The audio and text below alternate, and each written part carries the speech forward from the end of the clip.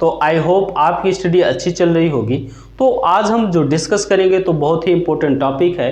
तो इससे पहले भी हमने कई सारे लेक्चर जियोग्राफी के ऊपर बनाया हुआ है, तो इससे पहले इसको देखने से पहले तो आप वहां से देख सकते हैं। ओके, आज का हमारा जो टॉपिक है वह है ड्रेनेज सिस्टम, अपवाह तंत्र। तो इससे पहले भी हमने कई सारे वीडियो बना रखा है इसके ऊपर, तो आप वहां से आप देख सकते हैं। ठीक है, तो जैसे कि अगर आप फर्स्ट टाइम इस चैनल में विजिट किए हैं तो वीडियो को ज़्यादा से ज़्यादा आपको शेयर करना है और चैनल को सब्सक्राइब करना। ओके, तो स्टार्ट करते हैं। तो अपवाह तंत्र में तो देखते हैं रिवर को।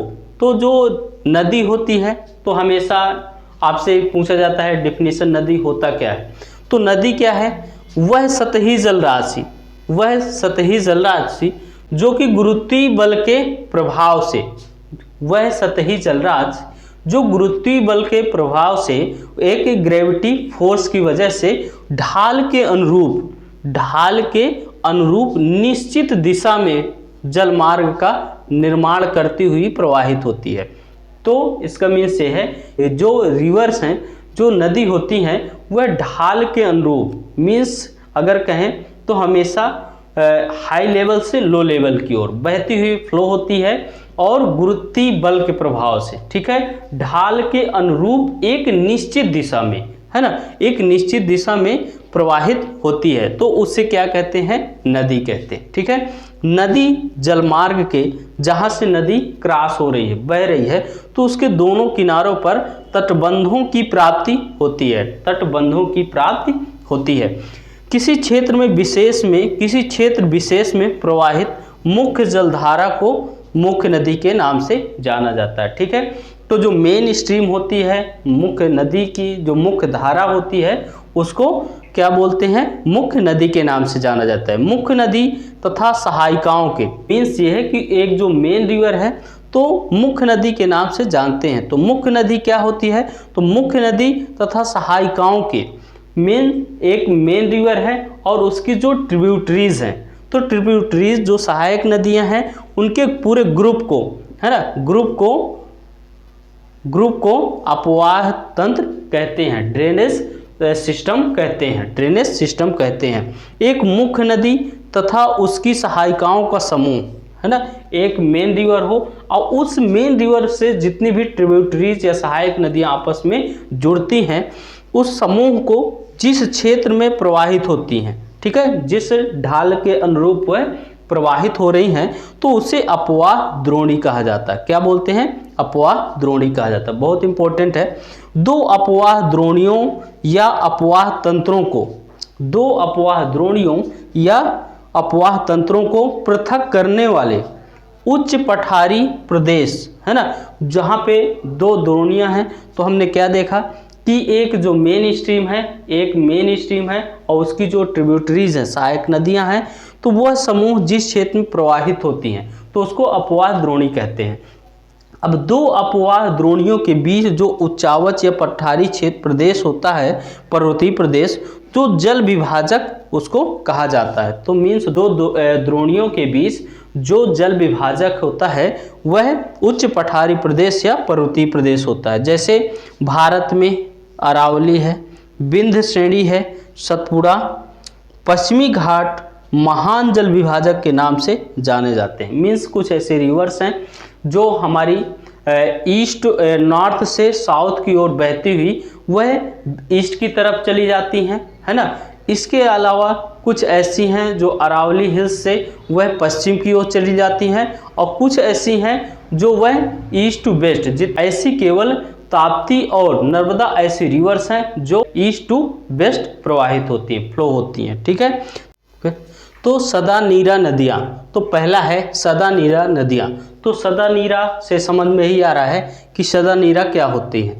तो सदा नीरा नदियाँ जो होती हैं तो वैसी नदियाँ जिनमें सालों भर जल का प्रवाह पाया जाता है, मतलब ऐसी रिवर जिसमें पूरे साल भर उनमें पानी पाया जाता है, सूखती नहीं है, सदा नीरा नदियाँ कहा जाता है। तो भारत में हिमालय प्रदेश की नदियाँ सदा नीरा कहलाती हैं। तो क्योंकि भारत के जो नॉर्थ से जो रिवर जो इस्टेब्लिश होती हैं, निकलती हैं, जिनका प्रवाह पाया जाता है तो वो ग्लेशियर से निकलती है। तो ग्लेशियर से निकलने की वजह से वो सदा नीरा प्रकृति की होती हैं। ठीक है, इनके लिए जल की जो आपूर्ति है 3 महत्वपूर्ण स्रोतों के द्वारा होती है। ठीक है, तो पहला होता है वर्षा जल। ठीक है, फिर इसके बाद है नेक्स्ट सेकंड हिमजल है, थर्ड है भूमिगत जल। तो 3 प्रकार से जो ये नदियां हैं जल प्राप्त करती हैं। ठीक है, ग्रीष्म काल में हिमानियों नदियों के पिघलने से, क्योंकि ग्रीष्म काल में क्या होता है कि जब जो सन है ट्रॉपिक ऑफ कैंसर है उसके ऊपर लंबवत चमकता है, तो इसकी वजह से जो ग्लेशियर हैं वो मेल्ट होते हैं। तो मेल्ट की वजह से ये जो नदियां हैं भी ग्रीष्म काल ऋतु में भी वह हमेशा सदा नीरा होती हैं। तो ग्रीष्म काल में हिमानियों के पिघलने से हिमालय नदी तंत्रों की जल आपूर्ति की जाती है। ठीक है, इसके साथ ही इन नदियों में लंबवत अपर्दन कर अपनी घाटी की गहराई को भूमिगत जल तल तक बढ़ा दिया जाता है। क्योंकि एक्चुअली क्या है, ये जो रिवर्स हैं ये सब बहुत ही हिमालय से निकलती हैं, तो अभी तो ये हिमालय से निकलने की वजह से इनके लंबवत अपर्दन होता है। तो इसकी वजह से इसमें क्या होता है, सबसे ज़्यादा गहराई होता है। ठीक है, गहराई को भूमिगत जल तल तक बढ़ा दिया जाता है ना, इसमें गहराई बहुत ज़्यादा होती है, इसलिए इन्हें भूमिगत क्षेत्रों से भी जल की प्राप्ति होती रहती है। इसलिए जो कुछ जो ग्राउंड वाटर होता है, जो ग्राउंड लेवल होता है वो इनका बहुत नीचे तक होता है। इसकी वजह से बहुत सारे ऐसे स्रोत होते हैं जहाँ से यह नदी में पर्याप्त मात्रा में नदी को जल मिलता रहता है। ठीक है, तो बहुत सारे स्रोतों से नदी के ज़मीन के अंदर से बहुत सारे ऐसे स्रोत होते हैं जिसकी वजह से सरफेस में उनको पर्याप्त मात्रा में वाटर मिलता रहता है। ठीक है, तो ये सदा नीरा नदियाँ हैं। इसके बाद है सेकंड है मौसमी नदियाँ। तो मौसमी नदियाँ ऐसी नदियाँ होती हैं जो वर्षा ऋतु के दौरान उसमें जल आता है, जब भी वो रेन होगी वर्षा होगी तो उनमें वह प्रवाहित होंगी, और जैसे ही रेन खत्म हो जाएगी उसके कुछ समय पश्चात वह उनमें पानी पूरी तरह से खत्म हो जाएगा। तो वैसी नदियाँ जिनमें एक विशेष कालखंड में वर्ष के 6 से 8 महीनों में जल की उपलब्धता होती है। इसके बाद शेष काल में जल अनुपस्थित रहता है ना, वहाँ पे जल नहीं पाया जाता। ठीक है, तो साउथ की या प्रायद्वीपीय नदियाँ ऐसी नदियाँ हैं जो साल के कुछ महीनों भर ही उनमें जल की उपलब्धता रहती है। इसके बाद जैसे ही रेन सीजन एंड होता है, ख़त्म होता है, तो उनमें जो जल की उपलब्धता है वह समाप्त हो जाती है। ठीक है, जबकि जो नॉर्थ ग्लेशियर से जो हिमालय से जो निकलने वाली रिवर होती हैं तो उनमें सालों भर जल प्रवाहित होता है, सालों भर पर्याप्त मात्रा में जल उपलब्ध होता है, क्योंकि वो नदियाँ कहाँ से निकलती हैं तो हिमालय से, ग्लेशियर से निकलती हैं। तो ग्लेशियर से निकलने वाली जितनी भी नदियाँ हैं वो हमेशा सदा नीरा होती हैं, जबकि जो प्रायद्वीपीय रिवर होती हैं, पेनिनसुलर रिवर होती है, वह साल के कुछ महीनों भर ही उनमें पानी उपलब्ध रहता है। ठीक है, तो प्रायद्वीपीय भारत की नदियाँ सभी मौसमी नदियाँ हैं। इनके लिए जल की आपूर्ति केवल वर्षा के जल से होती है। ठीक है, इसके बाद नेक्स्ट है बरसाती नदियाँ। तो इंटरमिटेड रिवर। ठीक है, इंटरमिटेड रिवर तो ऐसी नदियाँ जिनमें केवल वर्षा काल में ही जल की उपलब्धता रहती है। ठीक है, जैसे जब रेन हुई तो जितना भी पानी है आसपास का उनसे ड्रेनेज सिस्टम से होकर उन नदियों से होकर प्रवाहित होता है। इसके बाद जैसे ही वर्षा बंद हो जाती है, रेन होना बंद हो जाती है, वैसे ही वो नदियाँ क्या होती है, उनमें जो जल होता है वो पूरा समाप्त हो जाता है, वो सूख जाती हैं। ठीक है, शेष काल में वह सूखी रहती हैं। तो प्रायद्वीपीय भारत की सभी छोटी नदियाँ बरसाती नदियों के रूप में आती हैं। तो साउथ में जितनी भी नदियाँ प्रवाहित होती हैं पेनिनसुलर रीजन में, सभी जो नदियाँ होती हैं वह बरसाती नदियाँ, क्योंकि ये छोटी छोटी नदियाँ होती हैं तो इनका जो जल होता है, तो जब बारिश होती है, रेन होती है, तो उनमें जल बहुत तेज़ी से, यहाँ तक कि बहुत हर जगह बाढ़ का रूप भी वो धारण कर लेती हैं। बट जैसे ही वर्षा हो जाती है उसके कुछ समय पश्चात, ठीक है, उनमें पूरी तरह से जल समाप्त हो जाता है। तो ये कुछ अपवाह तंत्र मौसमी नदियाँ थी। ठीक है, जिसको हमने देखा। इसके बाद हम नेक्स्ट देखेंगे ढाल के द्वारा जो नदियाँ प्रवाहित होती हैं तो उनका देखेंगे हम। तो ढाल तथा प्रवाह के आधार पर, तो अब हम देखेंगे कि ढाल तथा प्रवाह के आधार पर नदियाँ कैसे प्रवाहित होती हैं। तो जो इसमें एक होता है क्रमवर्ती नदियाँ और सेकंड है अंतर्वर्ती नदियाँ, ठीक है। एक सेकंड है इन सेकंड रिवर। तो वैसी नदियाँ जो कि हमेशा ढाल के अनुरूप प्रवाहित होती हैं, ठीक है, जो हमेशा नीचे की ओर बहती है, ठीक है, जो ढाल के अनुरूप दिशा में, ठीक है। तो ऐसी नदियों को क्या बोला जाता है, क्रमवर्ती नदियां कहते हैं, ठीक है। तो क्रमवर्ती नदियों के 4 महत्वपूर्ण प्रकार हैं। तो जो पहला है कॉन्सिक्वेंट रिवर, ठीक है। तो अनुवर्ती नदी ऐसी रिवर होती है जो मुख्य नदी होती है, जैसे कि हमने इसमें दिखाया है कि ये हमारी कैसी एक मुख्य नदी है, इसको हम अनुवर्ती नदी कहेंगे, ठीक है। इसके बाद है परवर्ती या सबसेक्वेंट रिवर। तो सबसेक्वेंट रिवर ऐसी रिवर होती हैं जो मुख्य नदी के लंबवत फ्लो होती हैं, ठीक है। मुख्य नदी के लंबवत कैसे, कि जैसे ये 90 डिग्री का एंगल बना रही है, ठीक है। तो जो ऐसे दोनों द्रोणियों से, दोनों तटों से ऐसे लंबवत जो इनका फ्लो होता है, बहाव होता है, इधर से भी ऐसे, है ना, 90 डिग्री होता है, वो कौन सी रिवर होती है, परवर्ती रिवर। इसके बाद नेक्स्ट है नवानवर्ती रिवर या रिसेक्वेंट रिवर। तो ऐसी नवानवर्ती कौन सी हो गई कि जो आपकी परवर्ती रिवर है, तो परवर्ती रिवर के जो ऊपरी पार्ट से, ठीक है, ऊपरी पार्ट से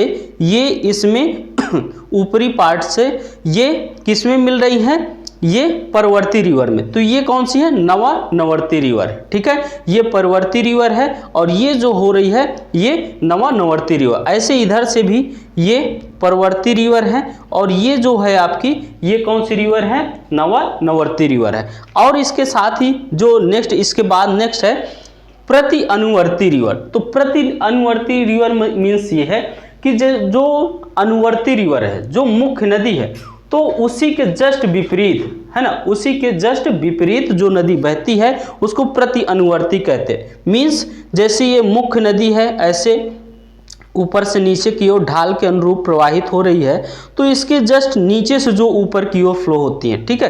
तो ये वाली जो रिवर हैं, ये कौन सी रिवर कहलाती हैं, प्रति अनुवर्ती रिवर कहलाती है, ओके। तो अब हम देखते हैं, तो ढाल की दिशा में प्रवाहित मुख्य नदी ही अनुवर्ती या कॉन्सिक्वेंट रिवर कहलाती है, ठीक है। तो ढाल के अनुरूप जो ये रिवर है, जो मुख्य नदी है, ये क्या है, अनुवर्ती रिवर है, ठीक है। इसके साथ ही जो अनुवर्ती है, जबकि इससे ठीक लंबवत मिलने वाली सहायिका, लंबवत मिलने वाली ये वाली रिवर जो है, ठीक है, परवर्ती जो रिवर है, ठीक है। तो ये परवर्ती रिवर, परवर्ती से अनुवर्ती की दिशा में, अनुवर्ती मीन्स मुख्य नदी के दिशा में, ये जो रिवर ऊपर से नीचे की ओर आती है, ठीक है, ये वाली रिवर क्या कहलाती है, नवानवर्ती कहलाती है, ठीक है। जबकि मुख्य नदी के विपरीत दिशा में प्रवाहित होने वाली परंतु परवर्ती से लंबवत मिलने वाली, परवर्ती से लंबवत और जो अनुवर्ती नदी है, जो मुख्य रिवर है, उसके विपरीत दिशा में जो प्रवाहित होती है वह कौन सी होती है, प्रति अनुवर्ती नदी कहलाती है। यदि विभिन्न सहायिकाएं लंबवत संयुक्त नहीं होती हैं, एक साथ नहीं मिलती हैं, तो उन्हें केवल सहायिका रिवर, ट्रिब्यूटरी रिवर कहा जाता है, ठीक है। इसके साथ ही देखते हैं नेक्स्ट, यहाँ पे समझते हैं अक्रमवर्ती नदियाँ। तो अक्रमवर्ती नदियाँ कैसी होती हैं, तो इनसिक्वेंट रिवर। तो इनसिक्वेंट रिवर वैसे नदियाँ होती हैं, ऐसी नदियाँ जो कि ढाल के विपरीत दिशा में प्रवाहित होती हैं, ठीक है। तो अक्रमवर्ती नदियाँ कैसी होती हैं, मान लो जिधर स्लोप है, ठीक है, जिससे स्लोप आ रही है, ठीक है, तो ऐसी रिवर जो उसके जस्ट विपरीत, है ना, उसके रिवर्स फ्लो हो रही हो, तो वो कैसी नदियाँ होंगी, अक्रमवर्ती इनसिक्वेंट रिवर होंगी। तो बट विपरीत दिशा में प्रवाहित होती हुई क्या होती है, प्रतीत होती है, ऐसा हमें फील होता है, जबकि ये रियल में अगर देखा जाए तो यह प्रतीत नहीं होती है, ठीक है। तो जो अक्रमवर्ती रिवर होती हैं वह ढाल के विपरीत दिशा में बहती हुई हमें प्रतीत होती है, ऐसा हमें फील होता है, जबकि वो बहती ढाल के अनुरूप ही बहती है, ठीक है। क्योंकि हमें भी पता है कि जो भी हमने देखा है कि जो नदियाँ होती हैं तो एक ढाल के अनुरूप एक ग्रेविटेशनल फोर्स के साथ, एक ग्रेविटी के साथ वह हमेशा एक लाइन में प्रवाहित होती हैं, ठीक है, वह हमेशा एक लाइन में प्रवाहित होती है। तो इनके दो प्रमुख प्रकार हैं, है ना। तो जो अक्रमवर्ती रिवर है, इंसिक्वेंट रिवर है, उनके दो टाइप्स की होती हैं, 2 टाइप्स की होती हैं। पहला जो फर्स्ट है पूर्ववर्ती नदियां या antecedent river, antecedent river. Second होती हैं सुपर इम्पोज्ड रिवर, ठीक है, अध्यारोपित नदियां। तो बहुत ही इंपॉर्टेंट है ये जो टॉपिक है, ये मेंस के लिए तो बहुत ही इंपॉर्टेंट है, ठीक है। देखते हैं कि पूर्ववर्ती रिवर क्या होती है, ठीक है। तो एंटीसिडेंट रिवर क्या होती हैं? तो ऐसी नदियां जो कि अपने मार्ग में, है ना, मार्ग में आने वाली नवीन बाधा को, ठीक है, अपरदित करती हुई अपने आरंभिक मार्ग दिशा को बनाए रखती है, ठीक है। बहुत सारे ऐसी रिवर होती हैं जिनके बीच में बहुत सारे ऐसे डिस्टर्बेंस, अवरोध आ जाते हैं। जैसे कोई मान लो कि कोई पहाड़ी एरिया आ गया, है ना, कोई चट्टान आ गई, कोई मिट्टी के टीले आ गए। तो ऐसे में ये क्या होते हैं, ये उनको पूरी प्रेशर के साथ उनको साइड करते हैं, उनको कटाव के द्वारा उस बाधा को अपरदित करती है ना, उसमें एक कटाव पैदा करती है और उसको धीरे धीरे अपर्दन करके वह एक स्ट्रेट लाइन में, जो कि मेन स्ट्रीम होती है ना, मुख्य धारा है, वह उसको पार करती हुई अपने आरंभिक मार्ग दिशा को बनाए रखती है। नवीन बाधाओं में गहरे महाखंडों का निर्माण करती है ना। तो जब बहुत सारे ऐसे अवरोध आएंगे और उनको अपरदित करके एक सीधी रेखा में जो प्रवाहित होगी, तो बहुत सारे ऐसे महाखंडों का निर्माण होगा, है ना, तो निर्माण करती है। तो यह नदी ही पूर्ववर्ती नदियां कहलाते हैं। तो हिमालय तंत्र से निकलने वाली नदियां कैसी होती हैं? तो उनका जो स्पीड है, जो फ्लो है वाटर का, वो बहुत तेज होता है। क्यों होता है? तो वह इसलिए होता है क्योंकि जो हिमालय रिवर होती है बहुत ही ऊंचाई से निकलती है, ठीक है, वो एक हिमालय से निकलती है, ग्लेशियर से। तो ग्लेशियर से निकलने के बाद वह काफ़ी स्पीड में आकर वह प्रवाहित होती हैं और वह आगे जब मैदान रीजन में प्रवेश करती हैं, प्लेन रीजन में, तो उनका बहाव धीरे धीरे स्लो होता जाता है। बट अगर आप इसको साउथ की रिवर से अगर कंपेयर करें, तो जो साउथ की रिवर होती हैं उनका जो बहाव होता है ना, वह बहुत ही कम होता है, क्योंकि वहाँ पे ऐसा कोई इशू नहीं है कि वह बहुत ही ग्लेशियर से निकल रही हूँ, है ना। हमने देखा है, हमने ऑलरेडी चर्चा की हुई है कि जो प्रायद्वीपीय रिवर हैं, पेनिनसुलर रिवर हैं, तो वो किसी हिमालय से नहीं निकलती, वो एक मौसमी टाइप की रिवर्स होती है ना। उनमें सालों भर, लगभग साल के 8 से 10 महीने उनमें पानी होता है, इसके बाद वो सूख जाती है ना। तो जो मौसमी रिवर होती है उनका फ्लो कम होता है, जबकि जो हिमालय से निकलने वाली रिवर होती हैं उनका फ्लो अधिक होता है। ओके, तो समझ में आया। इसके बाद हिमालय तंत्र की जो भी नदियां हैं और तिब्बत पठार, क्योंकि ये सब क्या है, हिमालय से निकलते हैं। तो अब इसके बाद देखते हैं अध्यारोपित नदियां, ठीक है। तो सेकंड जो है अध्यारोपित रिवर है, सेकंड है अध्यारोपित नदियां। तो अध्यारोपित नदियों सुपर इम्पोज्ड रिवर, है ना, सुपर इम्पोज्ड रिवर। तो जो अध्यारोपित रिवर होती हैं, तो जब किसी क्षेत्र विशेष में किसी कठोर विपरीत ढाल वाली चट्टान के ऊपरी परत में, है ना, जब किसी क्षेत्र विशेष में कोई ऐसी एक स्पेसिफिक जगह हो, एक ऐसा प्लेस हो जहां किसी कठोर एक ऐसी रॉक हो, एक चट्टान हो, जिसके विपरीत ढाल वाली चट्टान के ऊपरी परत में अवसादी चट्टानें प्राप्त हों। अवसादी चट्टानें क्या होती है? जो सेडिमेंट रॉक्स होती हैं, रॉक्स हैं, बलुई चट्टानें होती हैं, उनको अवसादी चट्टानें कहा जाता है। तो जो प्राप्त होती हैं, तो नदी का ढाल आरंभिक चट्टानी ढाल के समतुल्य होगा, है ना। तो कि मीन्स ये है कि जब किसी क्षेत्र विशेष में कोई एक ऐसी रॉक्स आ जाए, अवसादी चट्टान आ जाए, जिसकी वजह से एक अवरोध पैदा हो, तो उसके विपरीत ढाल वाली चट्टान के, है ना, जो अवसादी चट्टान के एक विपरीत ढाल वाली चट्टान के ऊपरी परत में अवसादी चट्टानें प्राप्त होती हैं, है ना। उसके अवसादी चट्टानें उसके विपरीत ढाल में प्राप्त होती हैं। तो ऐसी नदी का जो ढाल है आरंभिक चट्टानी ढाल के समतुल्य होगा, है ना। जो प्रारंभिक जो ढाल है उसके जो इनका प्रवाह होगा वह उसके समतुल्य होगा, उसके साथ होगा, जबकि आंतरिक कठोर चट्टान के विपरीत होगा, है ना। जो आंतरिक कठोर चट्टान है उसके विपरीत होगा, बट जो उसके प्रारंभिक जो चट्टान है ना, स्टार्टिंग में जो आ रही उसके समतुल्य होगा, ठीक है। विपरीत ढाल वाली कठोर चट्टान में प्राप्त होने वाली नदी को अध्यारोपित रिवर कहते हैं, है ना। तो विपरीत ढाल वाली कठोर चट्टान में जो विपरीत ढाल वाली जब कठोर चट्टान में प्रवाहित होता है तो उस रिवर को क्या बोला जाता है, अध्यारोपित रिवर।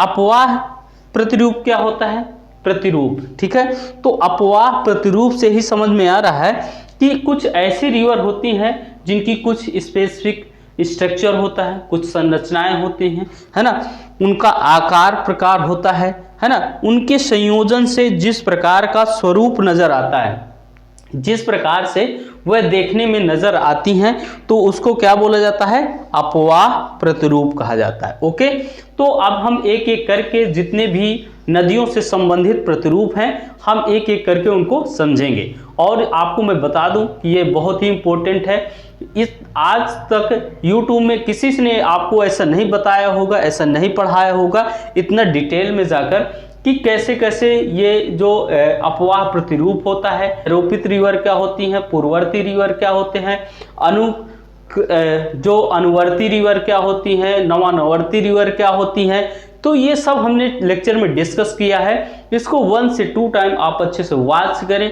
है ना, और इसको एक अपने माइंड में एक ऐसा सेटअप करें जिससे कि ये हमेशा के लिए आप लॉन्ग टर्म इनको लर्न कर पाए, है ना। तो अब हम देखते हैं कि यह नदियों से संबंधित जितने भी इनके प्रतिरूप हैं एक एक करके हम यहाँ पे डिस्कस करते हैं। ओके, तो स्टार्ट करते हैं। तो अब यहाँ से देखते हैं अपवाह प्रतिरूप को, है ना। जितने भी अपवाह प्रतिरूप है, जैसे जैसे रिवर हैं उनकी जो संरचनाएं हैं, आकार प्रकार है, जैसा वह रूप धारण करती हैं, तो इनको कई भागों में बांटकर देखा गया है। तो हम देखते हैं जो पहला इसमें है वृक्षाकार प्रतिरूप है, ठीक है। वृक्षाकार प्रतिरूप कैसे कि यह एक ट्री के आकार का होगा।